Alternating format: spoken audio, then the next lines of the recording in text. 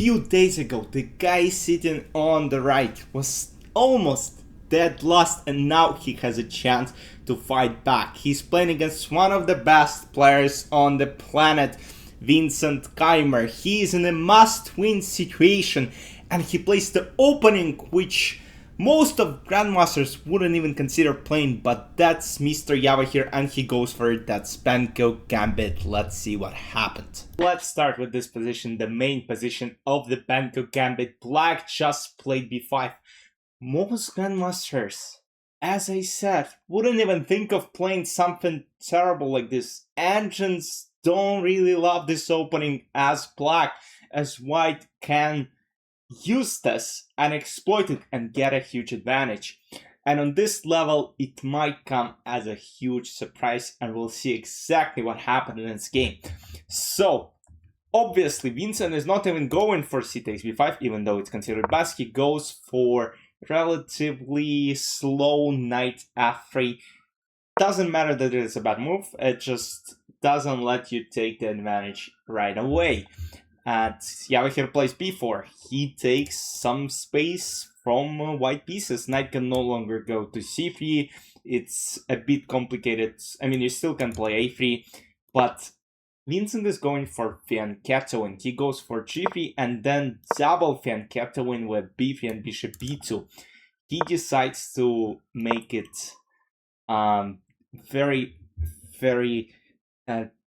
I can't say, I mean, I wouldn't play it with white. I just don't like the potential of trading even dark squared bishops, and bishop on g2 will be pointing towards d5 pawn throughout the game in case of d6. So it's a bit of complicated position for both sides, and as you might see by looking at the evaluation, it's almost equal. So obviously Vincent hasn't chosen the best version of it, and now he will need to prove that Javokhir made a mistake playing this opening. So, closed position. Again, white can take a lot of space with d4, but it won't really have any advantage. Knight g5, h6, pushing back, knight h3, e6, and Javokhir is doing fantastic. Like, he is challenging the white center. He wants to capture on d5, so he takes d5, bishop e6, and now he wants to push d5 eventually.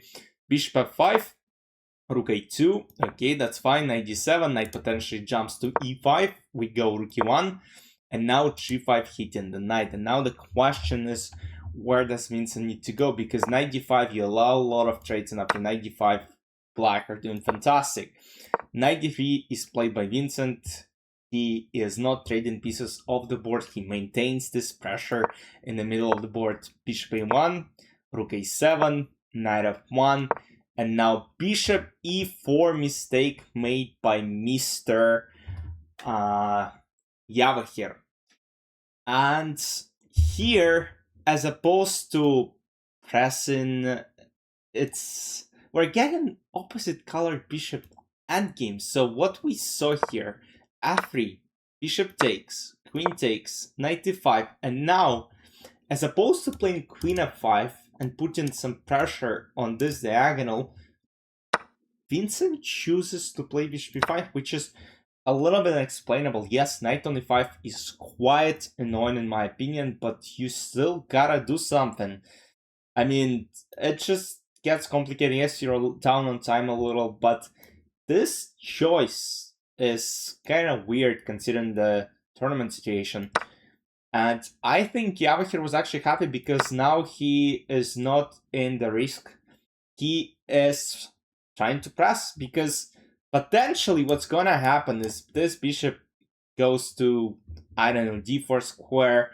All the dark squares are kind of weak. I mean, it's tough to use them anyways, but this endgame is just, okay, it's equal. The game might go into drawish territory. And we have e4, pawn break, and now knight e4. The idea is obviously to exploit the pin on e-file and try to trade even more pieces from the board. We have bishop e4, bishop d4. Now the idea is to pin the knight and transpose to bishop versus bishop opposite card endgame. Again, it's equal in terms of pawns, but black have a better pawn structure. So king g2, bishop e3, rook f1, rook e7, king g7. It's actually tough to imagine black winning this position. Because if you look at it, I mean, it's just equality. If it comes down to time pressure, anything might happen. Like, we can see Vincent win, we can see Sindarov win, but what is the crucial point here? If you point your attention towards time, 8 minutes for Vincent Keymer in a not a very good position. I mean, it's still equality, but you gotta prove it. While Javokhir has 44 minutes on the clock. That's huge amount of time, that's huge difference. And unfortunately for Vincent, I mean, he's in need to basically try to hold it on. I wouldn't play e4 here. I would keep this pawn in a 2. After all, bishop defends it. Like, there are not a lot of sacrifices. Just go back and forth, maybe. Just try to hold on. Like, black cannot really do much. Like, I wouldn't push e4 because then there are some points of interest in d-file. Yes, you can play rook d5 at some point and maybe get your bishop to either c4 or e4 and its stability. But at the same time, I wouldn't play e4. It makes it a little bit complicated. Now, bishop c2, bishop d4. Again, the position is absolutely equal. Rook d2, rook e2, rook e1, rook f1, and suddenly it turns out that black gets some advantage after rook f6. Because it turns out that king potentially might be a very active piece in the endgame. It's not that weird. So bishop d1 takes, king d6, and you know, this just reminds me of Magnus Carlsen. I would agree to a draw here if I was playing with white, with black, because it's opposite card bishop endgame. I just go this, maybe bishop f3, and just prove me wrong that it is a draw. I can play bishop h5 and then king to king d3. But with load time, 2 minutes versus an hour. That's unbelievable. So we have bishop h5, the best, f6, and now h4 is the final mistake. It's unbelievable. The best was to play 5. I wouldn't have found it. Never in my life, probably. Just give up your pawn, go king e2, and then suddenly there is no breakthrough. Okay, you can play f5, bishop f3. And then how do you improve your position? This, king d3, let's say bishop f2, g4, king f4, king e2 back, and okay, let's say takes, bishop g4. The point is, now let's say bishop d4, king d3 this, what do you do? King h4, king f3, h5, and bishop d7. And now this king is tight, and you go bishop c8, bishop d7, bishop c8, bishop d7, and there is no way to win this position. So, h4, king d5 attacks the pawn, now this takes, and suddenly this pawn is falling. And unfortunately, you cannot really hold the pass pawn f5, bishop g1, bishop e3, king d4, and now bishop d7 is played. It looks like, you know, white found the fortress, but brilliant f4 was followed. And Vincent is losing the game. G takes f4, g3, g2 is winning the game, so king gotta protect, bishop f4.